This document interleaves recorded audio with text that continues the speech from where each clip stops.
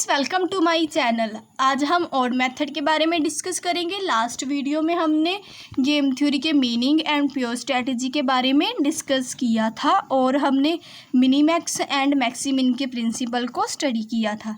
चलिए आज हम हमारे ऑड मेथड को देखते हैं कि इसे कैसे सॉल्व किया जाता है।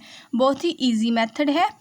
चलिए हम इसे समझते। सबसे पहले हम हमारे प्योर स्ट्रेटजी के मेथड के साथ इसे सॉल्व करेंगे हम इस क्वेश्चन को। उसके बाद हम इस पर ऑड मेथड को अप्लाई करेंगे। हमारे पास ये स्ट्रेटजी है, player A and player B, 5 3 1 4, ये हमारे पास स्ट्रेटजी है। इसे हम प्योर स्ट्रेटजी के साथ मतलब मैक्सिमिन एंड मिनीमैक्स के प्रिंसिपल के साथ अब सॉल्व करेंगे।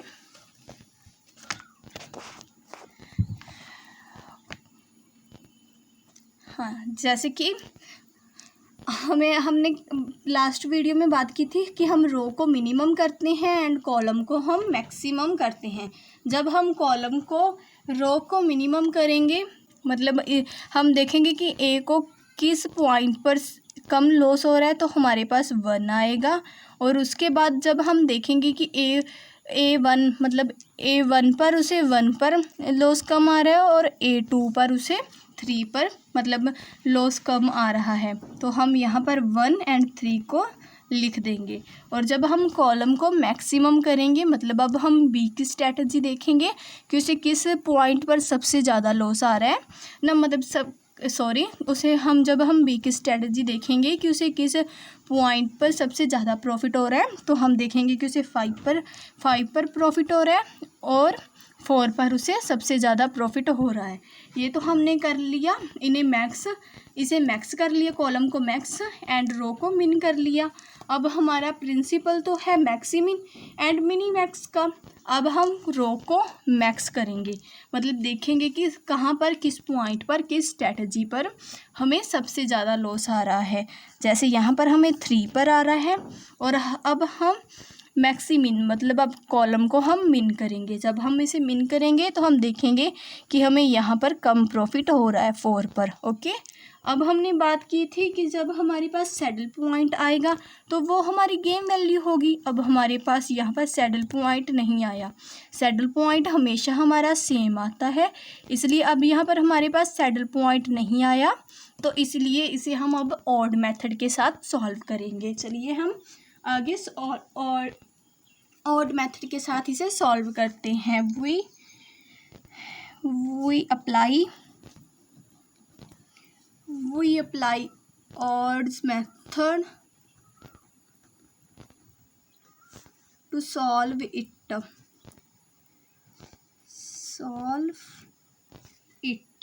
चलिए अब हम स्टार्ट करते हैं। सबसे पहले हम लेंगे A1 A2 B1 B2। ए की हमारे पास स्ट्रेटजी है 5 1 3 4। अब हम इन्हें जब भी हम कैलकुलेशन करेंगे तो हम इनकी कैलकुलेशन को इनके ऑपोजिट साइड में शो करेंगे। जैसे हमारे पास इसकी कैलकुलेशन करके जो भी आएगा उसे हम यहाँ पर लिखेंगे और इसकी कैलकुलेशन हमारे पास करके जो भी आएगा उसे हम यहाँ पर लिखेंगे। अब हम पहले A1 को माइनस करेंगे और जो भी हम माइनस जब प्लस करेंगे और जो भी हमारे पास साइन आएगा उसे हम इग्नोर करेंगे इसमें। जैसे 5 - 1 हमारे पास आया 4, अब 4 को हम यहाँ पर लिख देंगे। अब 3 - 4, अब हमारे पास -1 आना चाहिए था बट हम साइन को इग्नोर कर रहे हैं इसलिए हम 1 को यहाँ पर सिंपल 1 लिख देंगे। ऐसे ही अब जब हम बी की स्ट्रेटजी को करेंगे तो ऐसा ही हम अब बी के साथ भी करेंगे कि इसको भी हम ऑपोजिट साइड में शो करेंगे। जैसे कि सबसे पहले हम देखते हैं B2 को। जब हमने किया 1 - 4 हमारे पास आया 3 और जब हमने किया 5 - 3 हमारे पास आया 2। आप ये पॉइंट को ऑड मेथड में याद रखना, ये पॉइंट ही इम्पॉर्टेंट है क्योंकि हमें इस पर ही कैलकुलेशन को हम आगे सम को करेंगे कि हमें इनको जब हम स्ट्रैटेजी को माइनस करेंगे दूसरे से। फर्स्ट पॉइंट हम साइन को इग्नोर करेंगे। सेकंड पॉइंट इसे हम क्रॉस मतलब ऑपोजिट साइड इनकी कैलकुलेशन को लिखेंगे। आगे हम देखते हैं अब इनका टोटल। जैसे 1 + 4 5 एंड 3 + 2 हमारे पास आया 5। मतलब अब हमारे पास 5 इनका टोटल हमारे पास 5 आया। मतलब ये हमारी स्ट्रैटेजी हम मतलब सही स्टेप पर हैं। अब हम सही स्टेप कर रहे हैं। अब हम देखेंगे इसकी वैल्यू ऑफ गेम जिसके हमें मार्क्स मिलने हैं एग्ज़ाम में। ये स्टेप इम्पॉर्टेंट है।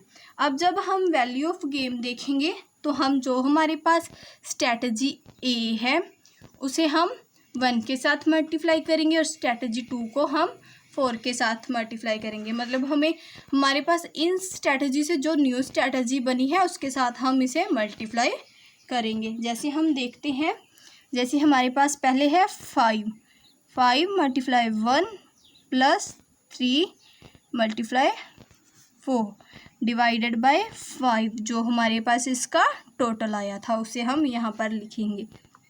अब जब हम इसे मल्टीप्लाई करेंगे हमारे पास 5 आएगा और यहाँ पर हमारे पास 12 आएगा। और अब हम इसे प्लस करेंगे। जब अब हम इसे प्लस करेंगे यहाँ पर हमारे पास 17 एंड अपॉन 5 आएगा। ये हमारी वैल्यू ऑफ गेम है। वैल्यू ऑफ गेम हमारे पास आई 70/5।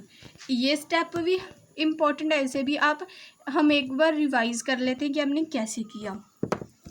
हमारी इस स्ट्रैटेजी से जो हमारे पास न्यू स्ट्रैटेजी बनी उसे हम पहली स्ट्रैटेजी के साथ मल्टीप्लाई करेंगे और प्लस कर देंगे और डिवाइडेड बाय जो हमारे पास टोटल आया था इन स्ट्रैटेजी का उसे हम इसके साथ डिवाइड करेंगे। अब हम प्रोबेबिलिटी निकालेंगे। नेक्स्ट स्टेप है हमारा मिक्स स्ट्रैटेजी का जहाँ पर हम प्रोबेबिलिटी निकालते हैं जिसे हम ऑप्टिमल मिक्स स्ट्रैटेजी का भी नाम देते हैं। चलिए हम आगे देखते हैं। द ऑप्टिमम मिक्स्ड, क्योंकि ये हमारी मिक्स स्ट्रैटेजी है इसलिए हम इसे ऑप्टिमल मिक्स स्ट्रैटेजी का नाम देंगे। सबसे पहले हम ए की मतलब हमारे पास जो प्लेयर ए है सबसे पहले हम उसकी प्रोबेबिलिटी निकालेंगे। जैसे स्ट्रैटेजी ए। अब जब हमारे पास ए की न्यू स्ट्रैटेजी क्या आई थी 1। A1 की हमारे पास स्ट्रैटेजी न्यू आई थी 1 और इसके हमारे पास टोटल था 5। इसीलिए हम A1 का लिखेंगे। सबसे पहले A1 1/5 एंड A2 की हमारे पास न्यू स्ट्रैटेजी आई थी 4 और हमारे पास टोटल था 5। अब हम लिखेंगे 4/5। ये हमारे पास प्लेयर ए की स्ट्रैटेजी प्रोबेबिलिटी आ गई। अब हम बी की कैलकुलेट करेंगे। Okay, B1 and B2। अब हमारे पास B1 की हमारे पास स्ट्रैटेजी आई थी 3 और इसका हमारे पास टोटल आया था 5। अब 3/5 एंड B2 की हमारे पास न्यू स्ट्रैटेजी आई थी 2 और इसका टोटल हमारे पास आया था 5। अब हम लिखेंगे 2/5। ये हमारे पास आ गया आंसर। चलिए एक बार हम इसे रिवाइज कर लेते हैं। सबसे पहले हमने इसे Minimax and maximin and Minimax के प्रिंसिपल के साथ सॉल्व किया। उसके बाद हमने ऑड मेथड को इस पर अप्लाई किया।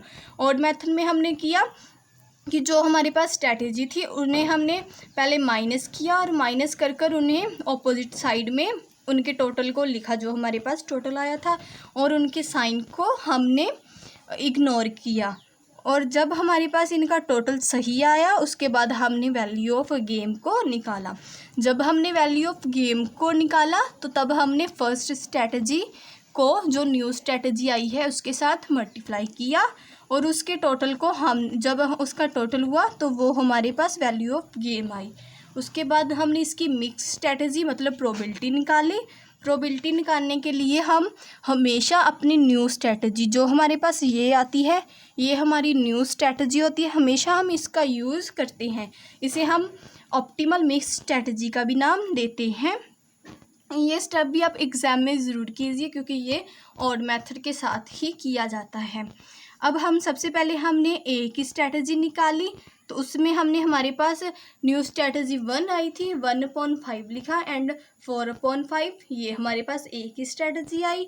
उसके बाद हमने बी की स्ट्रेटजी निकाली, बी की हमारे पास न्यू स्ट्रेटजी 3 और 2 आई थी और टोटल हमारे पास 5 आया था, इसलिए हमने 3/5 एंड 2/5 को यहाँ पर लिख दिया।